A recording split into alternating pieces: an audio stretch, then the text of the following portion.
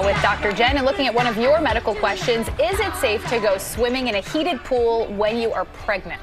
Okay, gosh, short answer, yes, briefly, right? But, it depends how hot, how long you're in there, and also potentially what stage of pregnancy a woman is in. We know that the developing fetus, particularly in the first trimester, is very sensitive to big changes in heat. That's why maternal fever, particularly in the first trimester, is not good for the developing fetus.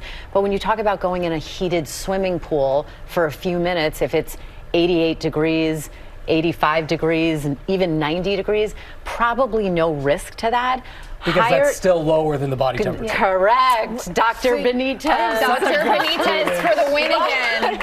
But again, jacuzzis, you know, that can easily go over 100 degrees, over 95 degrees, probably not a good idea while you're pregnant, although I have to be crystal clear.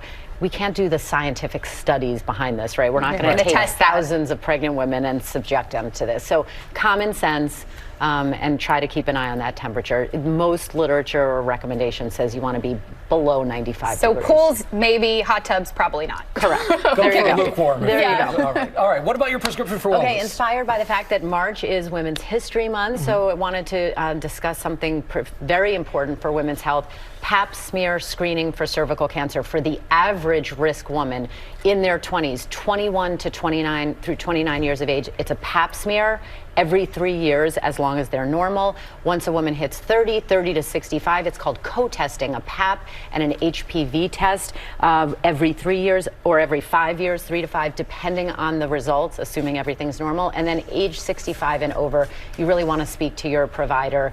Again, it can be discontinued after that age, but only if those previous PAP smears have been normal. So important to talk about, even though sometimes it feels a little taboo. Women's health should never be. And the recommendations are truly different based on age, based on a woman's immune status, a lot of different things. So it's not one size fits all. So pay attention to those. All right. Hit us up with your questions on Instagram. All of your medical questions. You know we got you at ABCGMA3.